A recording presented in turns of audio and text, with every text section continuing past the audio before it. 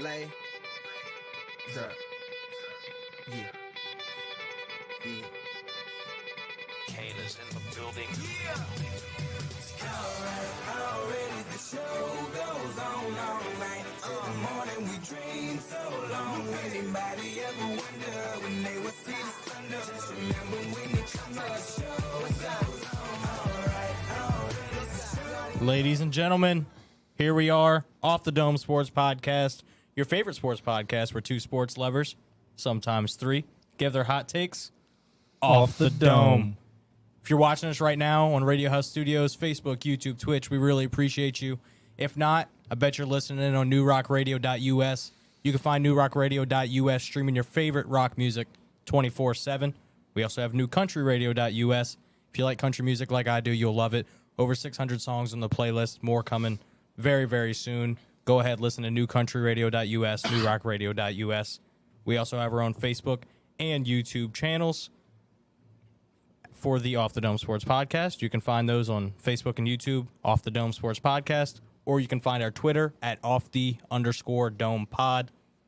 We want to thank our first sponsor for the Off the Dome Sports Podcast, Fatty's Restaurant in Garyville. Some good food. Very good food. Great atmosphere. We love Fatty's just down the street in Garyville. They're serving lunch Monday through Friday. You can get in touch with them at their phone number, 985-535-5555. Thank you one more time to Fatty's in Garyville. If you're interested in sponsoring us, go ahead and shoot an email to studio@newrockradio.us, or you can find us through the Facebook page, newrockradio.us. We'd love to have you. So as you can see, it's not only me and Byron today. You got a new face. We got a new face on the podcast, Mr. Gage Gill right here. If you don't know Gage, he's from right down the street as well. Really good friends with Byron. Gage is an MMA fighter. He's got his next fight coming up November 19th, Empire Fighting Championship in Biloxi, Mississippi. Gage is 2-0 right now, and he's going to be going against a man named Sykes, who's 0-1. So first question off the bat, how'd you get started in MMA? What was the whole process getting going there, and how'd you find your way to where you are?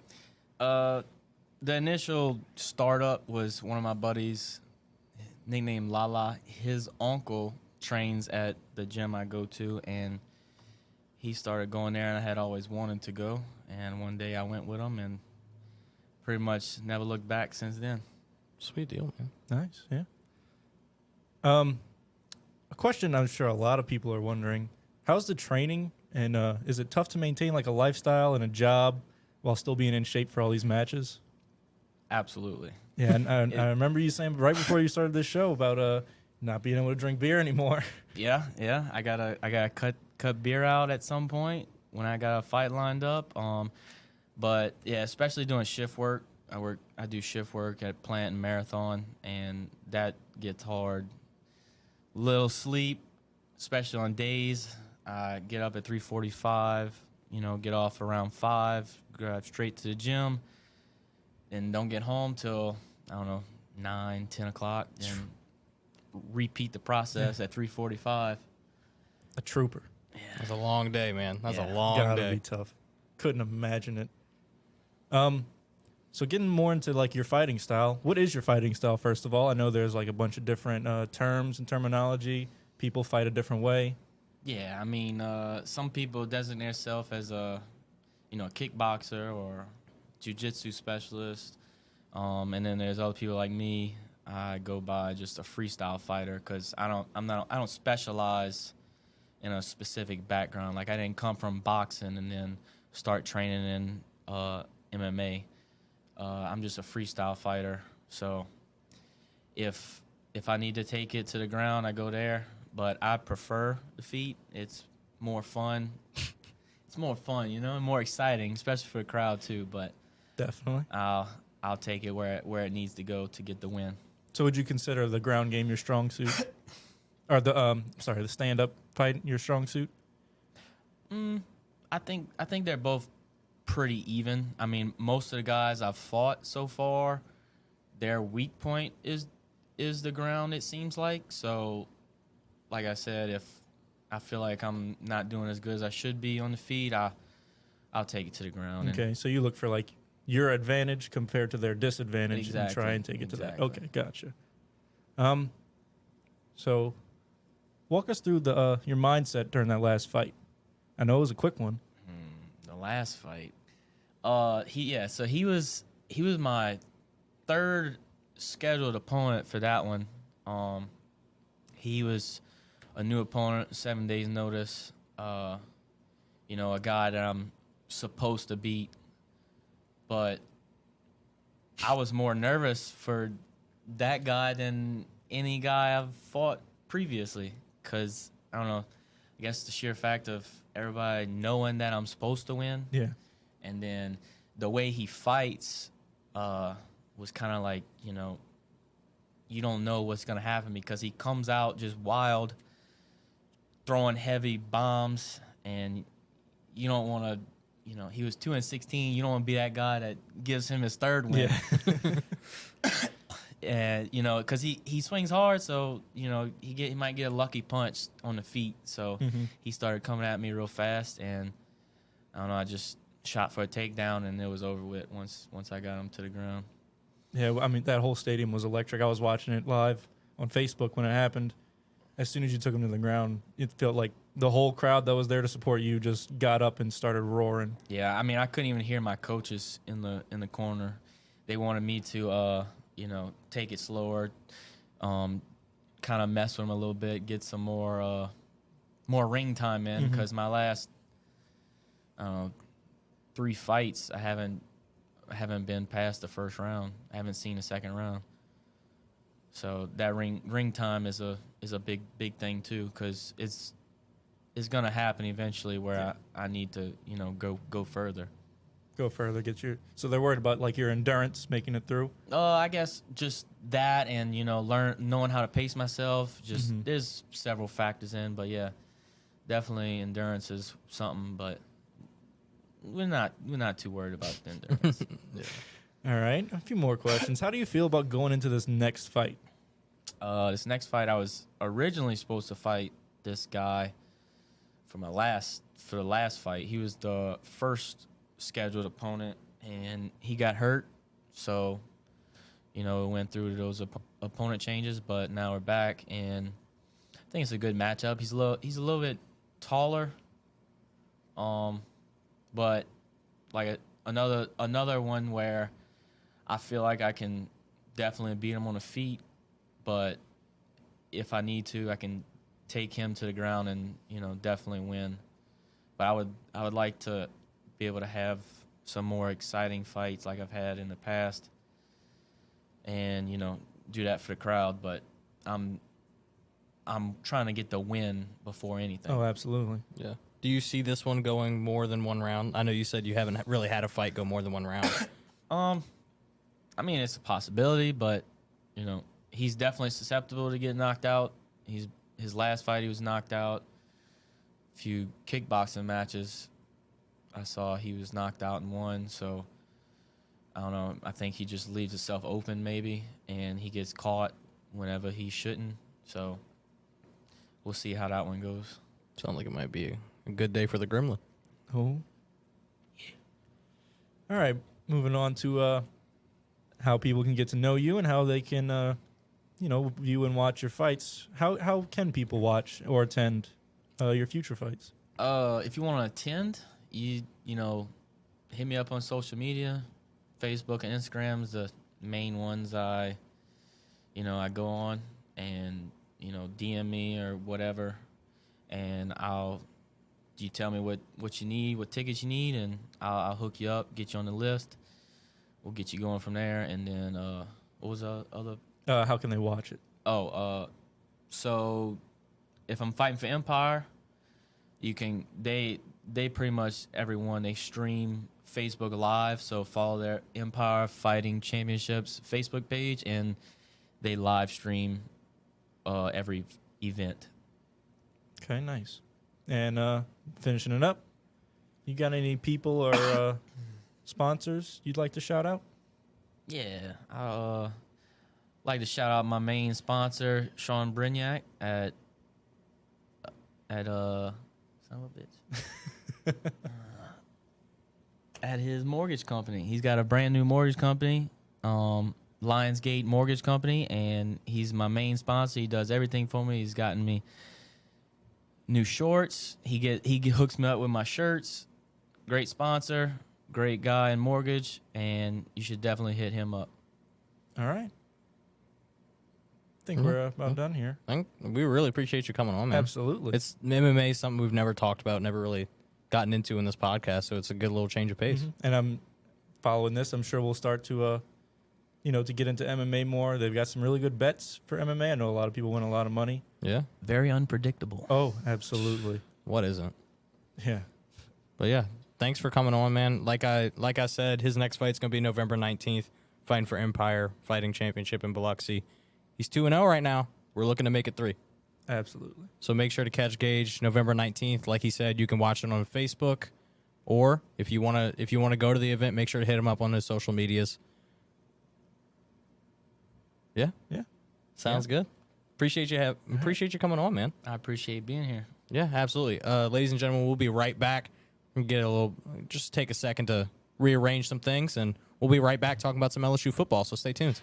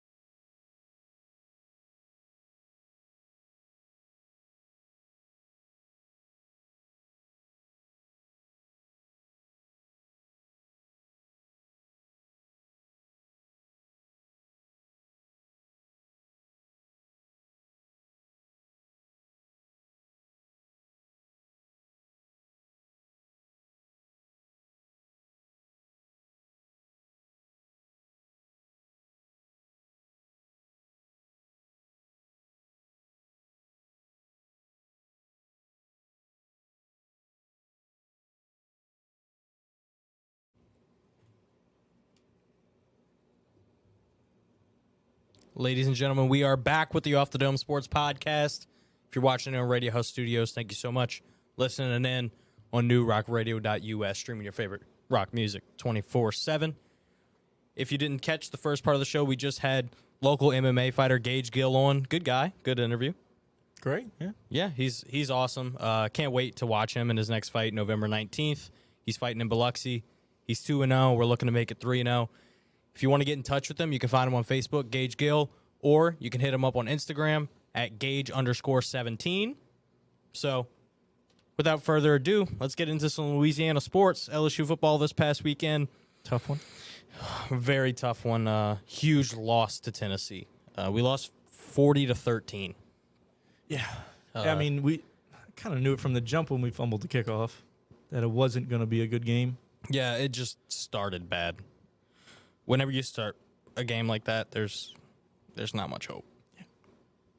It was a number 8 versus 25 matchup, so a lot of people coming in were expecting something different. I was live in attendance, sitting in the student section, ready for some football. Had great seats close to the field. I bet that stadium was rocking. That stadium was the most filled I've seen it in since the 2019 national championship year. It was the most I've seen it filled since then, and even then, they had some games that didn't feel like this. For an 11 a.m. game, that stadium was crazy. Well, they were selling beer on sale at 9 a.m. 9 a.m. people are drinking beer, so yeah, I mean, you're gonna have some wild ones out there.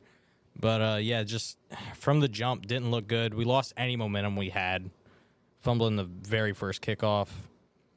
They scored immediately, basically. I mean, they started at the 25-yard line. Offense couldn't click all day. We only had 55 total rushing yards. Yeah. That you cannot win a game having 55 rushing yards. Yeah, and it felt like we were trying so hard to get the run game started, and it just never did. You'd think, eventually it'd stop. Yeah. Try maybe something else. Yeah, and we couldn't do anything on the ground. I mean, Jaden Daniels, in the end, his stats looked okay. He had 300 yards, threw a touchdown, but just nothing on the offense looked good. And we had mentioned on the last episode that they had a players-only meeting where they said a lot of stuff got figured out, the chemistry was getting there, and you couldn't tell. You absolutely could not tell based on what we saw on the field. Moving on to the other side of the ball, the defense, probably the worst it's looked all season. Yeah. And something interesting, like typically when the defense looks bad for LSU, it's because they can't get off the field. It's because the offense doesn't hold the ball very long. They go 3 and out. Defense is right back on. They have no stamina. But I looked at time of possession, and Tennessee our time of possession was only different by 38 seconds or so. So time of possession was basically the exact same. It didn't feel like it. It didn't. It really didn't. But in the end, stats don't lie. Yeah. And we both had the ball for basically 30 minutes of play. So there was no reason. The defense was probably exhausted. I'm not going to say they weren't. It was hot, let me tell you. Oh, yeah. It was very hot. I left in the third quarter because of the score and because of the heat. Had a nice watch tan when you got home. I did. I had a very bad watch tan. That was funny. But, yeah, I mean, it was hot out there. I'm sure the defense was gassed, but it's not like they were on the field for more than half the game. So that's unfortunate to see the defense to fall apart in a situation like this. But you can put it on field position, specifically because the Tigers on offense could not convert on 3rd and 4th down.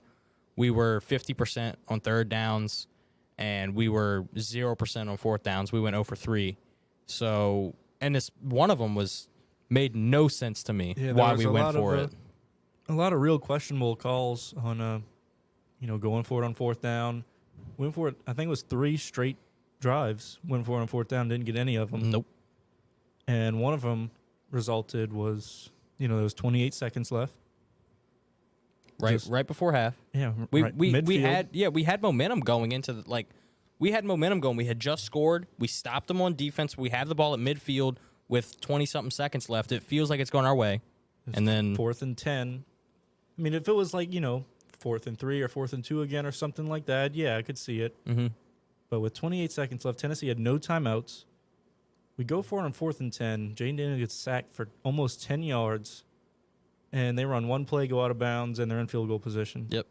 Go up by 3 more points. That's the way to completely swing a game going into the half. Because we would have, had we punted the ball away, and they probably would have kneeled it out. Yeah. On a 4th and 10, they have 20 seconds left there, and they're probably within their first 15 yards of the field. They're going to kneel it out. They're not going to risk anything. Tennessee being a very smart team, and we go into the half having just scored, pinned them deep, held them on defense, so we have a little bit of momentum going in. This way, with what they did, it makes no sense to me. And I don't know whose call it was, but personally, don't think it was a good one. No. And something we we don't see a lot from LSU in the past couple games at least, is we got completely overpowered in the trenches. Our O-line has really improved over the past couple weeks, and then this week they fell apart. And I think that belongs a lot on the shoulders of Will Campbell. He was out this game. He actually got hospitalized the night before the game with dehydration. Prayers up for him. He's back at practice now. He's feeling okay. But, when something like that happens, it kills your team too. There was just so many factors that came into this weekend that just didn't go the Tigers' way. There was also the kind of reminds me of the opening kickoff against the Auburn game where Seven Banks, I think that was his name, right? Seven Banks, yeah. He took a very big hit and was out for the rest of the game. I think he's doing okay now, though. Yeah. They said he's probably gonna be out the rest of the season, but he's long term. He's gonna be fine. It's no long term. Yeah. Thank God it was, because that was a nasty hit. He took straight to the head. That was horrible. So 2 straight weeks on the opening kickoff, LSU has something that completely kills momentum. And if you get that from the start of the game, it's really hard to catch up. Yeah. So we got a comment saying we got seriously outcoached. That is correct. I think we did. And it's not like Tennessee's coach is known for being, this super genius, like Sean McVay type of coach. But I was a hater on Brian Kelly when he got signed. And then we were 4-1 before this game, and I was like, okay, he's figuring it out. We won 2 SEC games, 1 on the road, 1 at home. And then this game, I think we saw it again. Yeah, I think he got a little jumpy, was trying to do too much. Trying to do something out of his comfort zone. Tennessee's a good team. I personally think they're the best team in the SEC. That's a bold statement. Which is why I'm not harping on this game too much. I know they're a really good team. They are a very good team. Let's set that straight. Tennessee's not like a scrub team. They are very, very good. I think it's between either them or Georgia to win the SEC. No Bama? No Bama. Wow. As close as they played A&M last week. I hate Bama too. Texas. Yeah. Bama's wins haven't been convincing this year. Exactly. Which I know LSU fans love to see. Absolutely. But yeah, and one last point, they lost the turnover battle. It's something we talk about literally every episode. For both our Louisiana football teams. Yeah, for not only for this team, but the one on an hour and a half down I-10. You can't lose the turnover battle. Like, you got to take care of the football. And I know that's the biggest cliche in all of sports, but it's true. There's a reason so many people say it. And we didn't. We didn't take care of the football. We didn't win the game.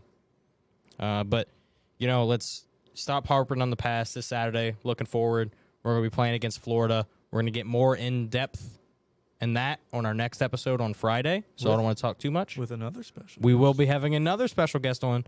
For those of you who listen every episode, that's going to be our 3rd episode in a row with a special guest on. Y'all are getting a treat with this next one, too. But yeah, we'll get more into depth on that Florida game on our next episode on Friday. Moving on from LSU, a team that lost, to a team that finally figured out how to win, the New Orleans Saints. Woo! It was a nasty one. We were 1-3 going into this game, and we were not looking good. But we pulled out a win in the Superdome, 39-32. Much higher scoring game than anyone could have anticipated, I think. But yeah, Saints pulled it out, 39-32 win over the Seahawks. What did we see in this game that really stood out to us? I think we saw our offense finally come together and get some drives together. I mean, a lot of it was from Taysom Hill, who had an insane game. Huge game from Taysom Hill. Shout out to Taysom Hill. I've been one of his biggest haters, but he played great. So we're usually seeing him do a power to the right. He ran some powers to the left this time. Oh, hey. Left, right, middle, who cares? He was scoring touchdowns all day. He also threw a passing touchdown. He did. He had 4 total touchdowns, 3 rushing and a passing. You've mentioned it many a time before, is that the defense is always expecting Taysom to run, so why not just throw a random pass with him? And they did it, and it worked. Imagine that. Good job. Good job, Byron. Let's go, boy. But yeah, on the other side of the ball, the defense, not what I was looking forward to seeing. I thought, I'm sure everyone thought at the beginning of the season, Geno Smith wasn't going to be this insane quarterback he's been lately. Everyone thought the Seahawks had the worst quarterback situation in the league. Now, Seahawks got an offense. DK Geno- Metcalf, Tyler Geno's a- Lockett, Geno's a top 10 quarterback in almost Yeah. every statistic this year. and he's proven it. Yeah, he's like, it doesn't matter who he goes against. He looks good. It's crazy. It's not That one of those Geno like Smith. it's not one of those like fake top 10s where like, oh, yeah, I guess he could sneak in. No, he's owning it. Yeah, no, he's playing very, very well against every defense he plays. He's throwing absolute dimes. He's hits you on the run. He can sit back in the pocket, short pass, long pass, whatever the case may be. Geno Smith actually looks good. Someone else who looked really good, Ken Walker, rookie running back out of Michigan State. He came in for an injured Rashad Penny. R.I.P. Rashad Penny. He's not dead, but he broke his fibula, so he's out for the season. He's one of those guys who, in case y'all don't know who Rashad Penny is, running back. He kind of flies under the radar, but he Got dog. drafted in the first round in, I think, 2018 out of San Diego State, and every year he gets injured. Every single year. They drafted him to kind of be their replacement for Beast Mode. Chris Carson looked good for a while. They're like, nah, we want Rashad Penny. We want Rashad Penny. Finally gets a chance this year. Breaks his leg, out for the year. I feel like every Seahawks running back since Beast Mode has been riddled with injuries. Chris Carson, Rashad Penny, even Ken Walker, the rookie, was injured at the start of the season. Yeah. And a hernia, sports hernia. And then now he comes in and I think he rushed for something like 88 yards and a touchdown, which it's not his first game, obviously. He's played snaps in the prior couple weeks, but this being the first game where he's got most of the snaps due to Penny's injury, he looked really good for a rookie. Yeah. So shout out Ken Walker. I know it's somebody we were talking about on the way here, actually. We'll get into that. We'll get into that in our one of our later segments. Reese brings up a point that I touched on last week in our Lottober podcast. Lottober. Reese said also what felt like the first screen of the year went for 50 yards. And I said, They haven't been running enough screens. you know, Sean Payton was the coach, you know, maybe call a few questionable screens, maybe too many. Defense is kind of ready for him. But they worked. And it worked this week. Yeah, we haven't seen, I personally haven't seen any. There's probably been a few here and there. there's been a few, but not nearly as many as we're used to seeing with the Saints offense. Yeah. And that's kind of been our bread and butter. And we see last game goes for 50 yards. A hell of a play. Yeah. I think we need to do that a little more. And speaking about screens, they usually go to running backs, right? Yeah. Speaking about running backs, Alvin Kamara had the quietest 200-yard game Yes, I've ever he did. seen. So, Kamara's very good. Everyone knows that Alvin Kamara is a very, very good NFL running back. And you watch him, and you love to watch him, and you just everything melds into one, and you're like, oh, yeah, he had a pretty decent game. And then you look at the stats for this last game. He had 6 receptions for 91 yards, 23 attempts for 103 yards. That's almost 200 all-purpose yards, and he did all of it while just looking effortless. So I'm very glad to see him back and healthy. He had missed a couple weeks, been injured, knick-knack injuries here and there. He was back, looked really good this week. I'm so excited to see what he looks like for the rest of the year. Definitely. And, A lot of people are probably wondering who should be the starting quarterback moving forward. Yeah, I got this question from my buddy Yosef right before the show started, so I hurry up and wrote it in. He wanted to know who do we think should be the starter moving forward after seeing how well Taysom played. But I think a common misconception we're going to get from this is people are going to see Taysom ran the ball, he got so much yardage, he played really well, but he got that because he was only in for a couple plays. I love the way they used him in this game because he wasn't the starting quarterback like he was for a few games last year, so he didn't have to drop back and throw 28 passes a game. He wasn't expected to run 15 times a game like he was last year. So it seems like the less we use him, the more he does. Exactly, yes. It's more So- surprising. It kind of throws the defense off balance. He's not in there every snap. They're not, if he's in there for a whole drive, they're going to be able to predict when a run's going to come and when it's not based on the formation.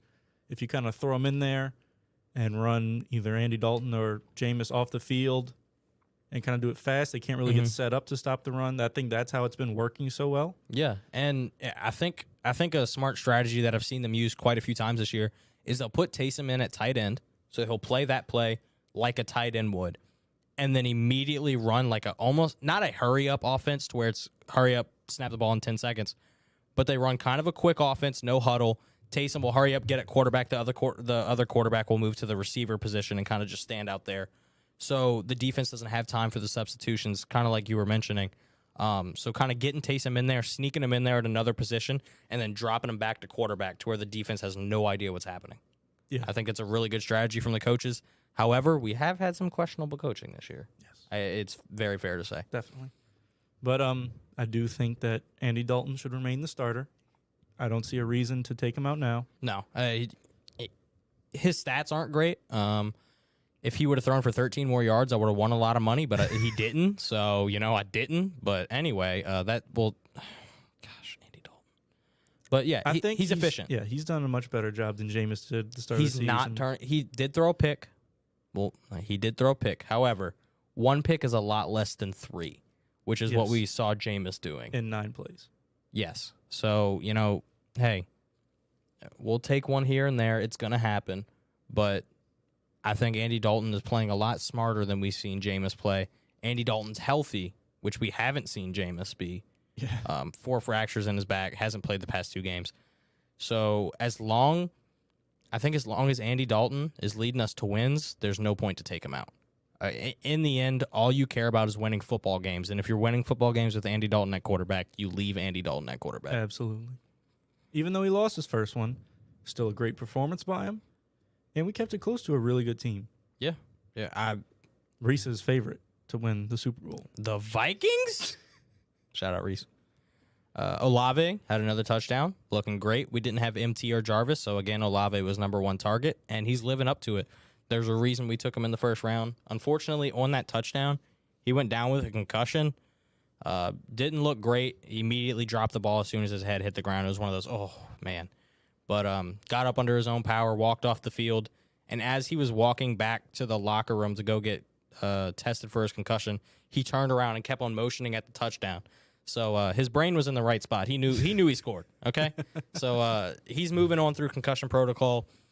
He's questionable for this upcoming game, but hopefully we'll see him on the field because I think we're better when he is. Yeah, we've seen great performances out of him even this early in his career. Mm-hmm. Yeah, I mean, we're 5 weeks in, and Olave's leading all the betting markets and offensive rookie of the year. He's leading rookie wide receivers in every stat, basically. I mean, there's a reason we traded so much to get him. Yeah. And he's paying off.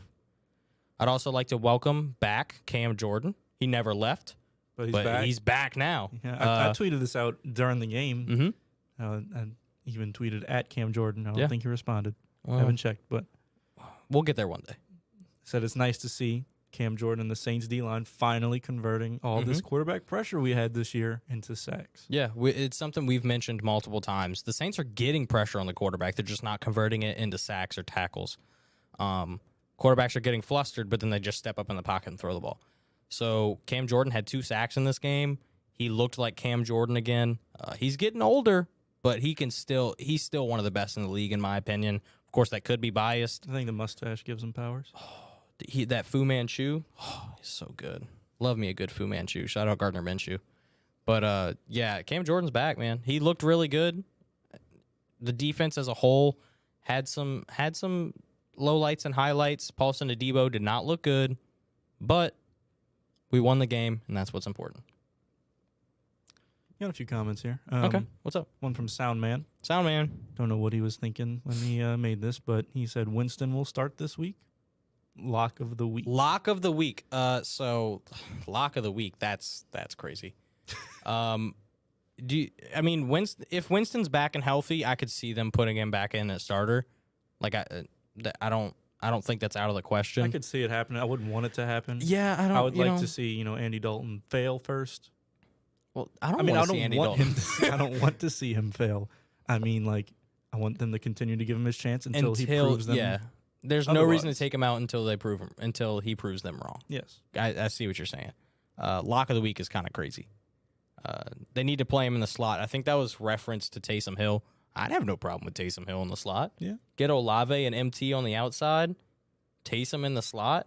Run a little motion with Jarvis out the backfield. Just have all the weapons everywhere. Yeah. Bootleg to the right. Have Taysom on Little a shallow. little Chiefs shallow cross. action. Yeah. Little shallow cross shovel pass. Oh, put me in at coach, please. Anyway, this Sunday, big game for Louisiana people. The Bengals are coming to town in the Superdome. Joe Burrow and Jamar Chase returning to Louisiana. Jamar Chase from Metairie, went to Rummel, played at LSU. Louisiana through and through. Joe Burrow turned around the LSU program after a few dull years and won the Heisman, greatest quarterback season in college football history. Everybody around Won here loves everything, him. yeah. Yeah, I mean, there's a reason. So it'll be fun to see them back in town. I'm sure they'll get some cheers in the Superdome, even if they're for the other team. I will be there live in attendance. I cannot wait. You will. I'm going to be at the Bengals Saints game, so Interesting. I that won't. should be a fun. Well, sucks to suck, man. Sucks. Staying in the NFC South, but moving on from the Saints. First coach firing of the year. Head coach for the Carolina Panthers, Matt Rule, got kicked out of town. Hate to see it for him. Surprising. No, I mean, I know Baker's not been, living up to expectations. nope. Baker stinks. But I mean, The Panthers, Panthers stink. Matt And we lost Rule, to him. Matt Rule never proved that he was a really good NFL head coach. That's just the way it happened. I mean, the Panthers haven't been relevant since like 2017, and Matt Rule didn't do anything to help that. So I think they kind of just accepted it and were like, all right, we're moving on. So Get up yeah, and get out. yeah. Matt Rule's out. I think the Panthers are going full rebuild mode now. I know a lot of teams have been calling about their good players because they do have some really good players. Christian McCaffrey. Christian McCaffrey, DJ Moore, Brian Burns on the Greg Little. defensive side. We're going to ignore that Greg Little comment. That's an inside joke. Y'all don't need to know about Greg Little. But Jeremy yeah, Chin. Jeremy who's Chin. injured. So I mean, they have really. J.C. Horn was injured all last year as a rookie, and now he's coming into his second year and has looked pretty decent. I don't think they'll trade him away, but I'm just saying they have players to make it work if they can find a head coach that works for them. As far as where I think Matt Rule's gonna go, I could see him going back to the college ranks after this season kind of wraps up. He'll get his life back together. I could see him going back to college next season. I think Nebraska and Arizona State are the places to keep your eyes on. Personally, that's just my opinion. I have no facts or sources to back that up. I just think those are two more high-profile jobs.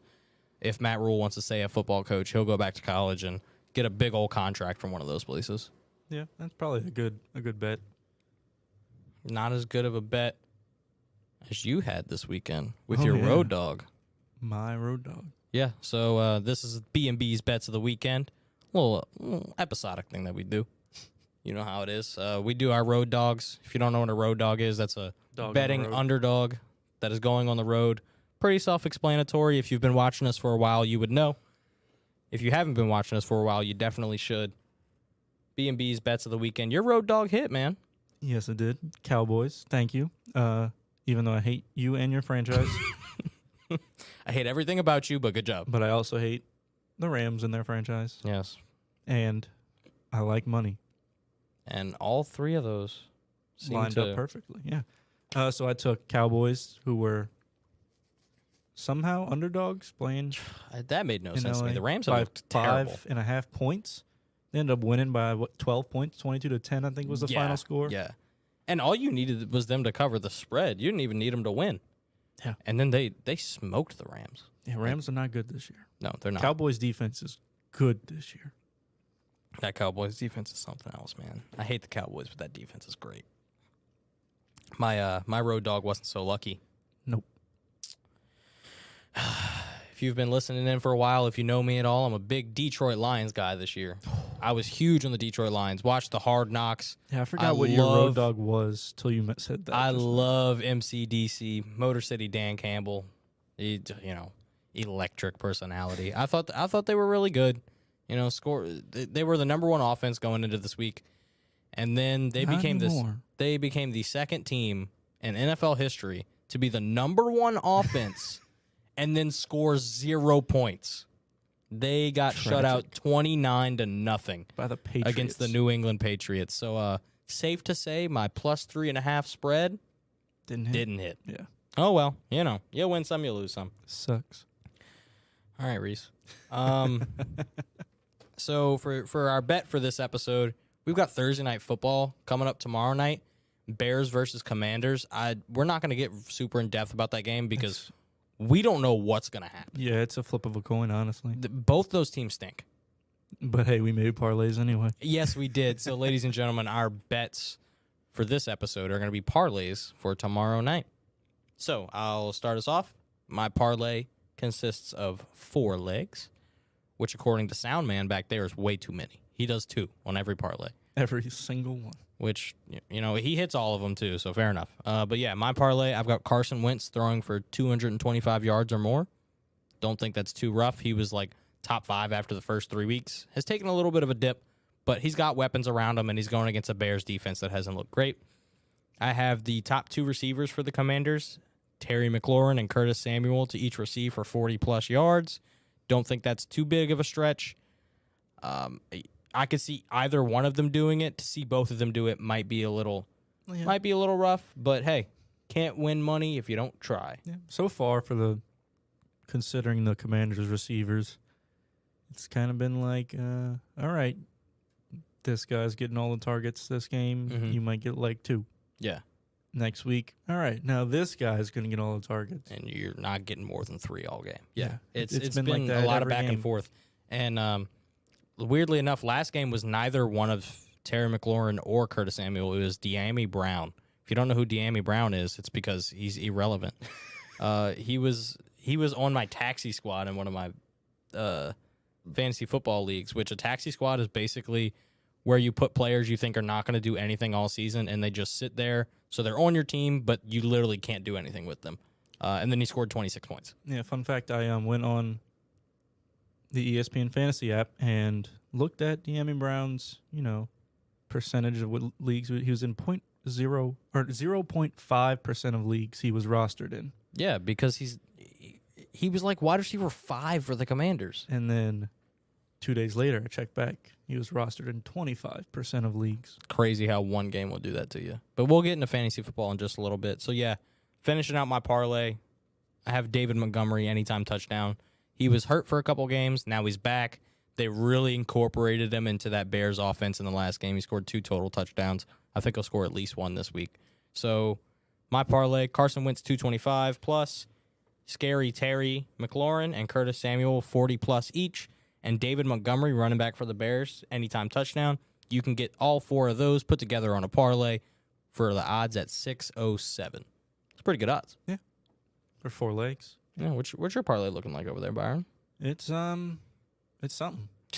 It's something. It's not a normal parlay from me, but it's not a normal game being played on this Thursday night either. Very true. I wish it was normal. A 'cause lot of this people- one might be a stink fest. Yeah, a lot of people think it'll be pretty similar to last Thursday night game, Colts Broncos, where Oh god, that game was ugly. only field Only goals. field goals, 12-9.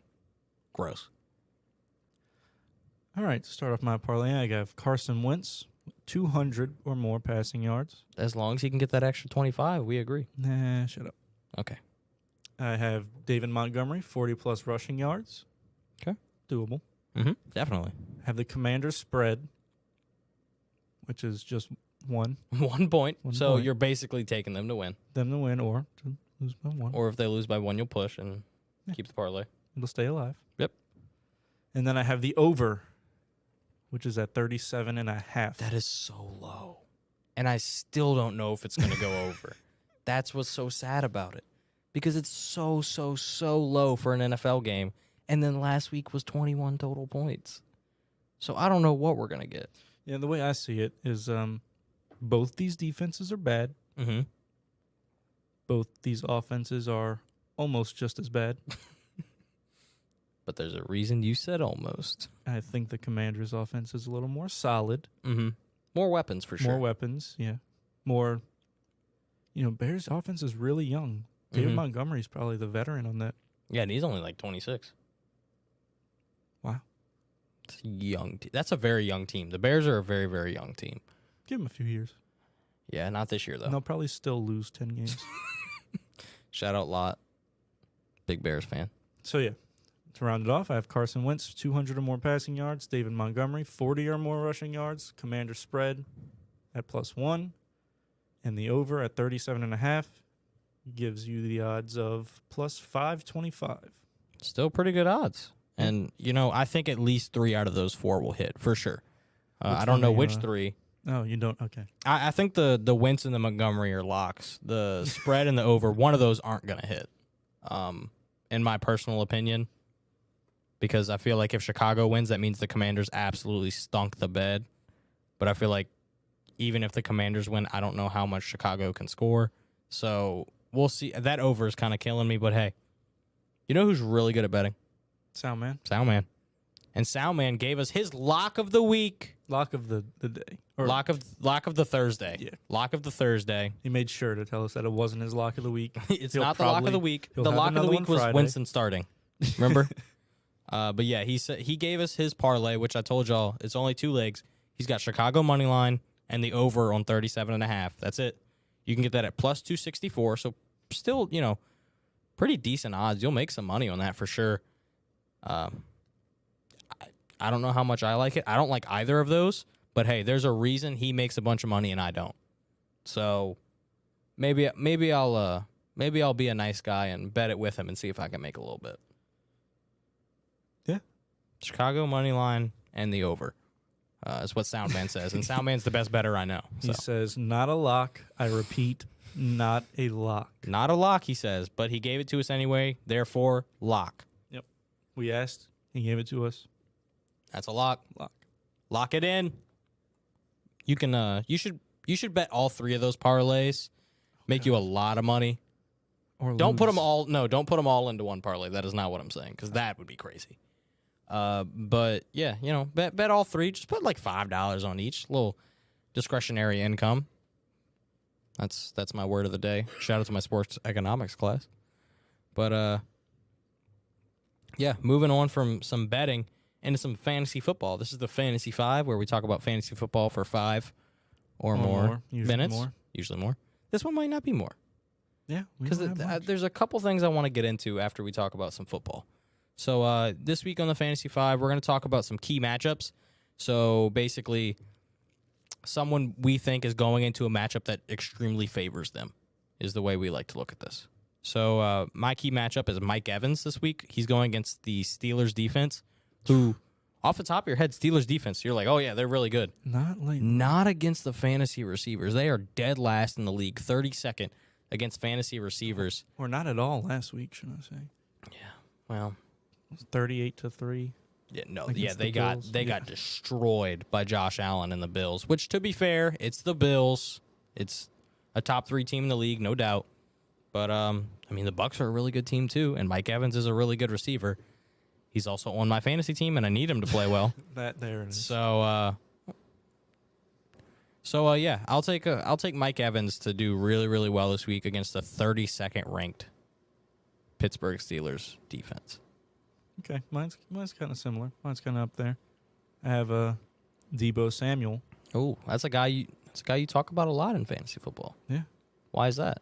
because he's on my team. Oh, so when I pick a guy that's on my team, it's a bad thing. Yeah, But when you do it, it's fine. yeah. It's cool when they do it. See how it works It's a out. problem when I do it. See how it works out. No. Anyway. So I have Debo Samuel playing the Atlanta Falcons, who are 27th against fantasy receivers. And we saw San Francisco started off shaky. Yeah. Even when Trey Lance got hurt and Jimmy G came in, people were saying that it was Trey Lance's fault. But even the first game, probably game and a half, where Jimmy G came back, they were still looking a little shaky. And I think these last 2 weeks they majorly stepped up. Yeah. Beat the Rams the other couple weeks ago or last week, whenever it was. Yeah, put up a ton of points on them and didn't allow many. So, playing against these Atlanta Falcons, I think Debo will have a pretty good game this week. I would agree. I think And- Debo's a really good receiver, and he's playing a bad defense. Yeah, Heads up. I'm hoping he does. But it really doesn't matter that much because I am playing Randall, who is 0-5. Randall is 0-5. We beat Randall already, so now it's your turn. Yeah. Randall might be like the team that goes 0-16 or however many games we play He in fantasy. did go winless last season. Poor guy. None of the Dantons can draft, man. A little update for y'all. Our buddy Reese, the special guest we were talking about, he's the basketball guy. So we're going to be talking a lot about basketball on Friday. If you enjoy basketball, you're going to want to hear his takes because they are hot, Very. but he gives some good reasoning behind them. So we'll see how that goes. But he gave us a little update. Pelicans are playing right now in their 4th preseason game.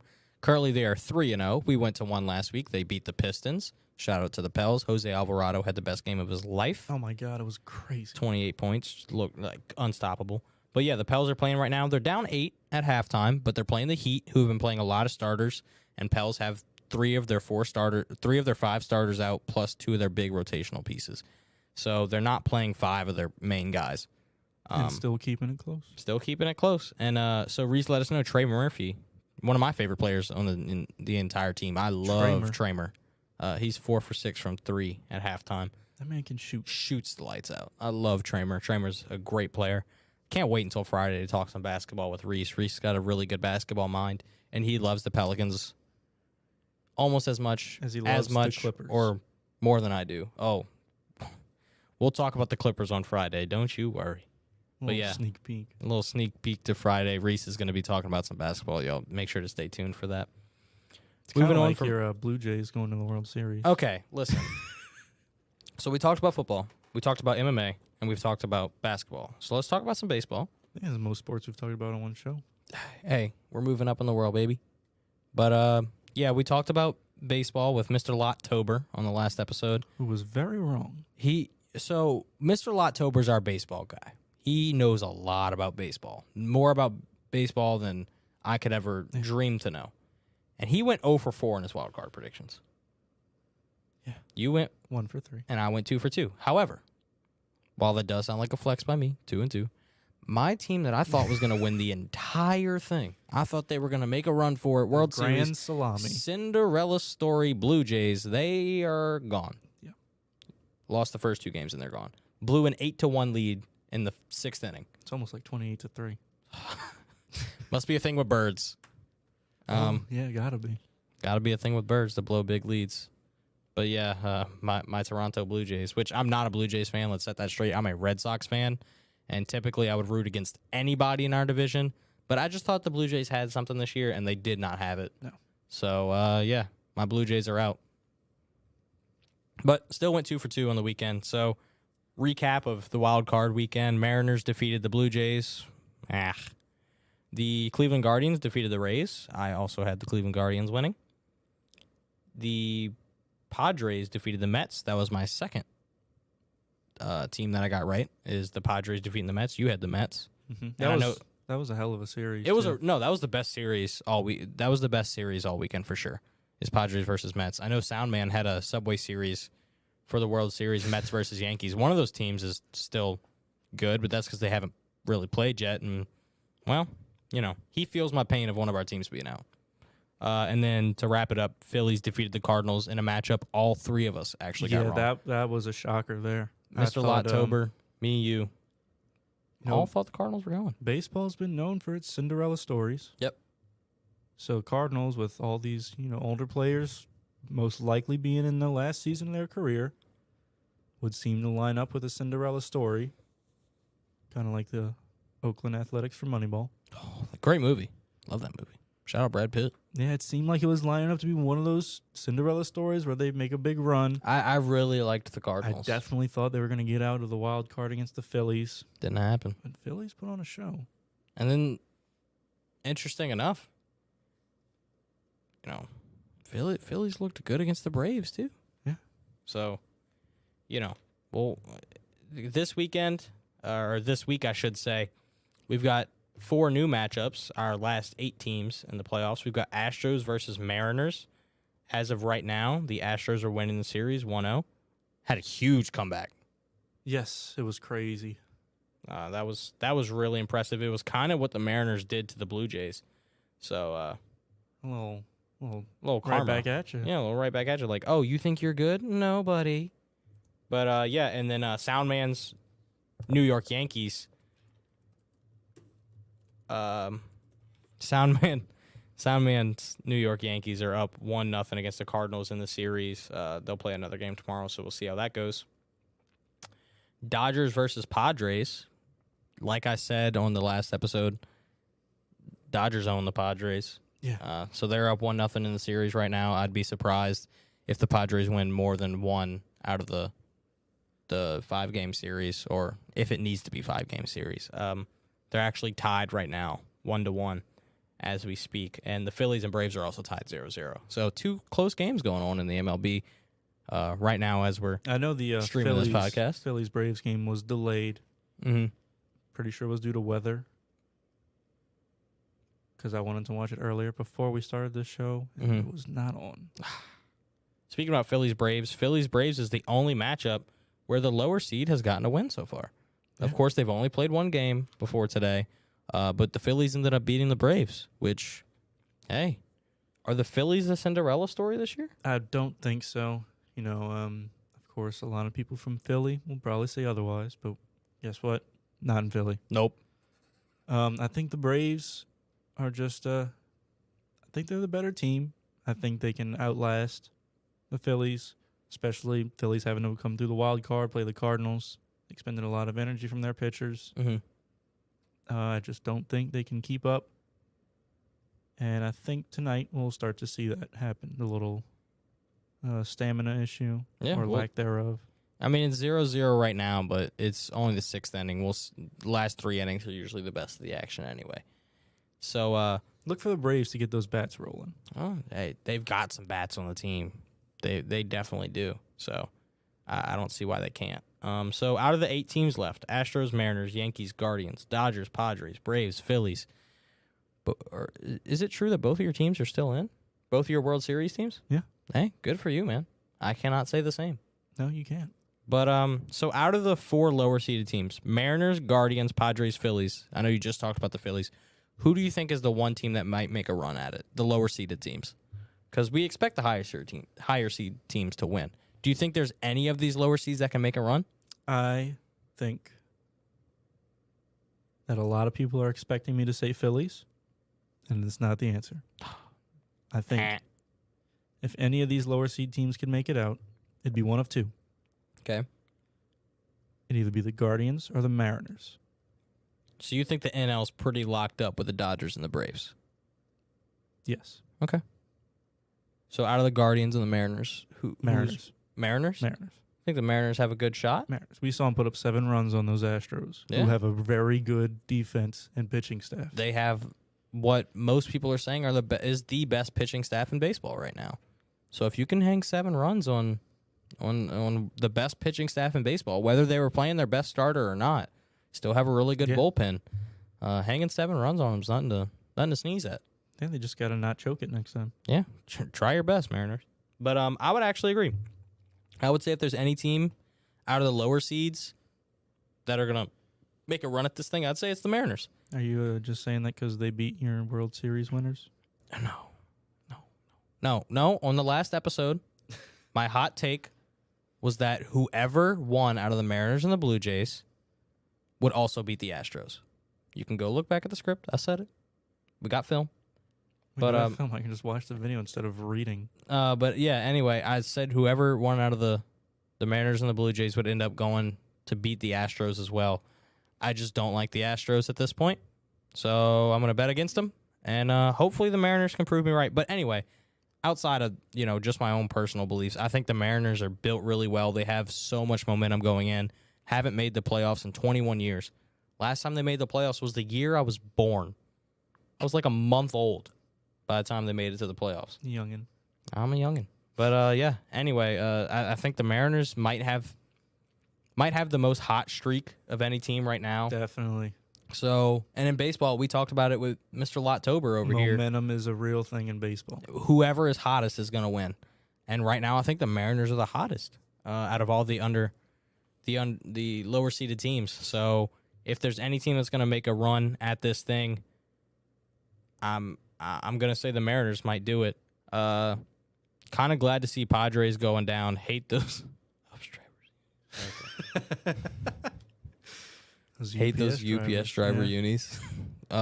Reese is literally only a fan of the Padres because of their unis. Yeah, I don't Not get their it. typical ones. They had like some like beach vibe looking ones. They also have the that he- camo ones. that I you mean, think like- matches his ugly Kawhi shoes. I don't know. But yeah, Reese is a Padres fan, so I know he's hoping they win. But we'll get some more takes from Reese. Yeah, but they won't. We'll get some more takes from Reese on Friday, which will be our next episode. Friday at 7. You'll see our two beautiful faces with another face in between us, Mr. Reese. Well, not so beautiful. Wow. Don't talk I about hope Reese he's that way. watching. I hope he he's is, too. watching. He knows I'm just messing with him. Yeah, we love Reese, and he's going to be on, and y'all are going to love him too. If you've been listening in for a while, we've had him on before.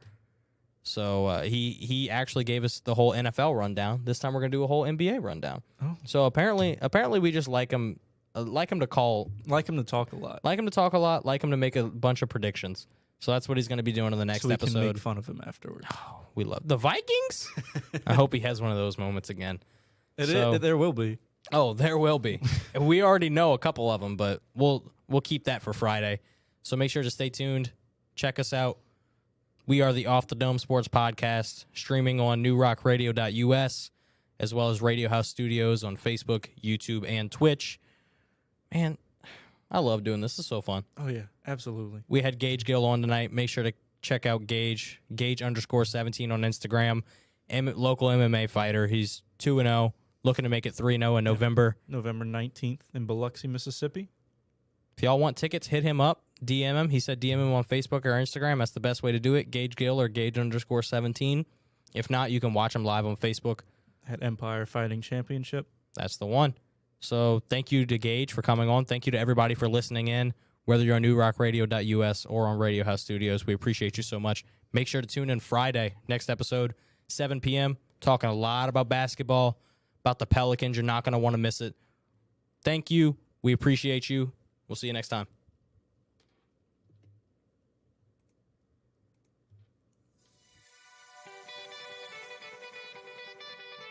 Lay. Zup. Yeah. Yeah. Kane is in the building. Already the show goes on all night. Till the morning we dream so long. Anybody ever wonder when they would see the sun? Just remember when it comes up, show goes on.